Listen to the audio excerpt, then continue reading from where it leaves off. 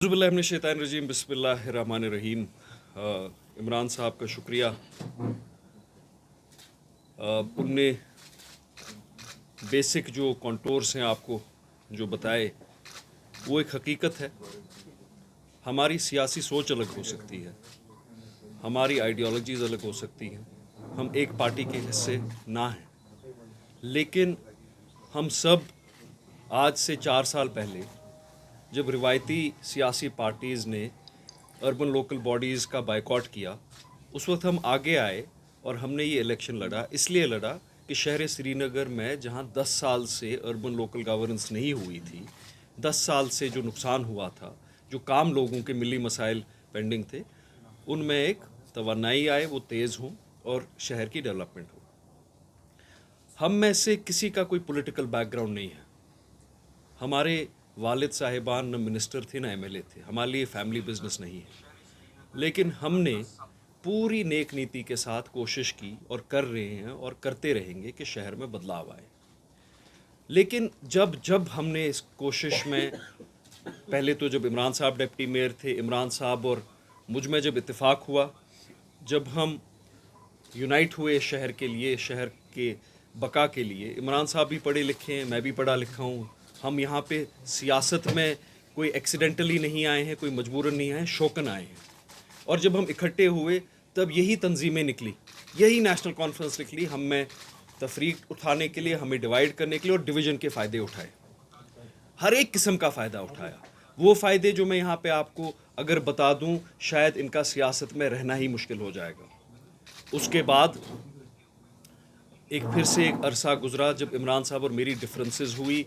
इनने कॉरपोरेशन को डिस्टेबलाइज करने की कोशिश की और उसका फ़ायदा उठाया। डिस्टेबलाइज इसलिए इनने किया क्योंकि इनने उस वक्त बाइकआउट किया, और जब इनके हाथ से वो शहर का इक़्तिदार चला गया, इनने कहा अब हम इस शहर में गवर्नेंस चलने नहीं देंगे, हम डिस्टेबलाइज कर देंगे सबको। हमने फिर भी कोशिश की और इंशाअल्लाह ताला कोशिश करते रहेंगे, और अल्लाह ताला का एक फ़ज़ल है कि आज हम इकट्ठे हैं।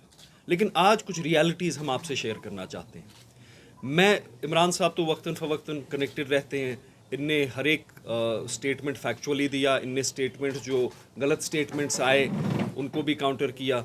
मैं थोड़ा गुरेज इसलिए करता था क्योंकि एक स्टैट्यूटरी पोजीशन पे हूँ। मैं ये नहीं चाहता हूँ कि लोग ये बोले देखिए जी हमेशा यही चलता रहता है म्यूनिसिपल कॉरपोरेशन में, आप भी कभी कहते हैं हमेशा यही चलता रहता है, तो फिर मैं ही शराफत का मुजाहरा करके चुप हो जाता हूँ। लेकिन शराफत का नाजायज़ फ़ायदा न नेशनल कॉन्फ्रेंस उठानी चाहिए, न कोई नेशनल पॉलिटिकल पार्टी उठानी चाहिए। मैं बड़े क्लियर टर्म्स में यहाँ कहना चाहता हूँ। मैं पहले ऑनरेबल प्राइम मिनिस्टर और ऑनरेबल होम मिनिस्टर साहब से एक दरख्वास्त करूँगा कि हम सब बड़े एज में भी कम हैं, तजुर्बे में भी कम हैं, ख़ानदानों से नहीं आए हैं, ख़ानदानों के ख़िलाफ़ उठे हैं। हमें तो बताया जाता है कि ख़ानदानों की जो मोनोपोली है उसको कश्मीर की सियासत में ख़त्म करना है, लेकिन कुछ नेशनल पॉलिटिकल पार्टीज़ जो पॉलिटिकल इकोसिस्टम का पार्ट है, वो क्यों इन्हीं रीजनल पॉलिटिकल पार्टीज़ से मिसलीड होती हैं, क्यों इन्हीं रीजनल पॉलिटिकल पार्टीज़ के जो चोर और डकैत हैं उनसे मिसलीड होती हैं, ये मेरी समझ से बाहर है। नेशनल कॉन्फ्रेंस और बीजेपी का मेल है कहाँ पे? अगर मेल है तो वो सरे राम मेल करें, वो रास्ते पे अलायंस करें।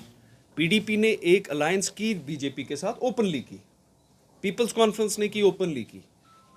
तो नेशनल कॉन्फ्रेंस अगर करती है वो चोरी छुपे कमरों में क्यों करती है? ओपनली करे ना।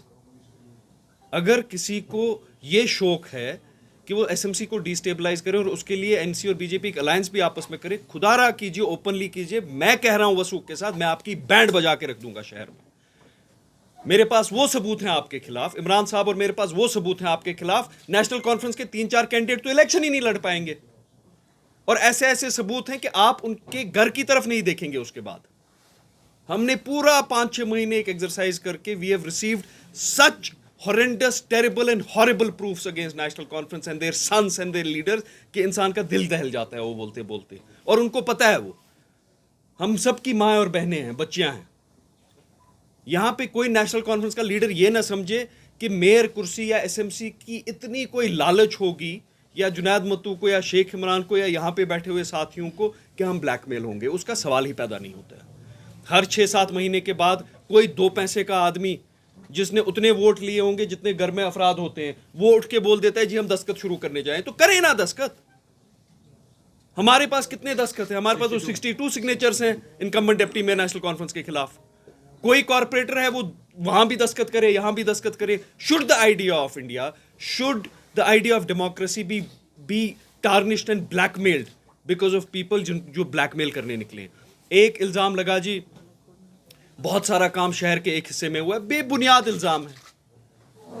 हमने जो प्रेजेंट किया मैग्नेटाइजेशन का प्रोग्राम 117-120 करोड़ का किया, हुआ टोटल 40 करोड़ का।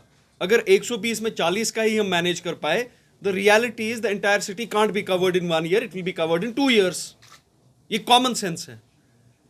लेकिन मैं ऑनरेबल प्राइम मिनिस्टर से पूछना चाहता हूं, क्या मुझे भी एज अ मेयर खानियार के ही कोचे ठीक करने हैं, हबा कदल के ही कोचे ठीक करने हैं? खानियार में ही अप्रैल में येलो टाइल लगानी है और अक्टूबर में रेड टाइल लगानी है? क्या श्रीनगर को हमें मफलूज रखना है? श्रीनगर को 70 साल तक जिनकी सड़कें नहीं बनी उनकी फिर भी नहीं सड़कें बनानी है। दूसरी बात है जी ग्रीन बेल्ट में सड़कें बनी, क्या निशात इश्बर ग्रीन बेल्ट नहीं है?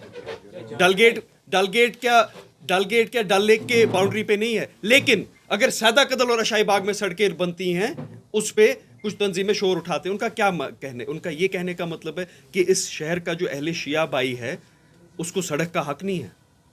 लेक के इस तरफ पे अहले सुन्नी भाई रहता है, इस तरफ अहले शिया भाई रहता है। उसकी 70 साल से सड़क नहीं बनी, इसकी हर साल बनती है, तो वो बताए ना। मैं बड़ा क्लियरली आपको बताता हूं, ये जो प्रेस कॉन्फ्रेंसेस, जो तोहमतबाजी है, ये ब्लैकमेल है, मॉनेटरी ब्लैकमेल है, नथिंग एल्स। और मैं इस प्रेस कॉन्फ्रेंस के थ्रू अपने लोगों से भी अपील करता हूं कोई ब्लैकमेल ना हो।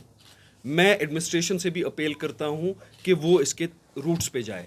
आज से करीबन 3-4 महीने पहले ये बात आप सुनिए, हमारे पास रोते रोते एसएमसी में एक मेरे एसएमसी के कॉर्पोरेटर ही हैं, उनने रोते रोते 2 नौजवानों को मेरे पास लाया और पता चला कि उनने 3 लाख रुपए बैंक अकाउंट में डाले थे इनकम्बेंट नेशनल कॉन्फ्रेंस के डिप्टी मेयर के।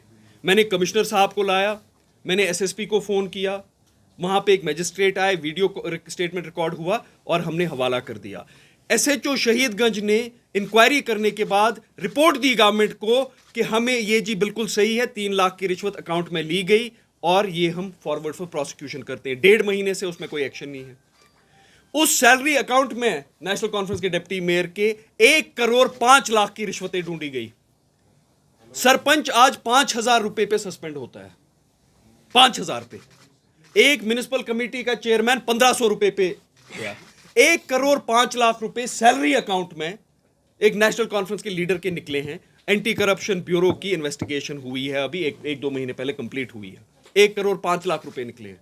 30 लोगों ने बयान वहां पे अपने कलम बंद किए हैं। लेकिन सरपंच को आप 5,000 पे निकालते हैं, इनको वहीं रखना है। Let it be as it is. अगर आपको नेशनल कॉन्फ्रेंस फिर से मुसल्लत कश्मीर पे करनी है तो बोल देना। मे बी इनने दिल्ली में कोई माहिदा किया हो। एक और रिकॉर्डिंग हमारे पास है, उसमें नेशनल कॉन्फ्रेंस के एक बहुत सीनियर लीडर, एक बीजेपी के बहुत सीनियर लीडर को कहते हैं हम तो आपके हैं, मैं आपका हूं, आप मेरे हैं, आप बोलिए क्या करना है, हम कमिटेड हैं, जो आप बोलेंगे। वो उस रिकॉर्डिंग में वॉट एवर 6 बार बोलते हैं। वो कहते हैं I am committed for what ever anything. वो ये भी नहीं कहते हैं कि आप बोलिए कि क्या करना है, वो कहते हैं आप बोलिए ही मत, जो आप बोलेंगे हम वो करेंगे। लेकिन यहां पे वो निकलते हैं चूड़ियां लगा के रेडियो कश्मीर में धरना और एहतजाज देने। बीजेपी हाय हाय, हाथ भी ऐसे रखते हैं।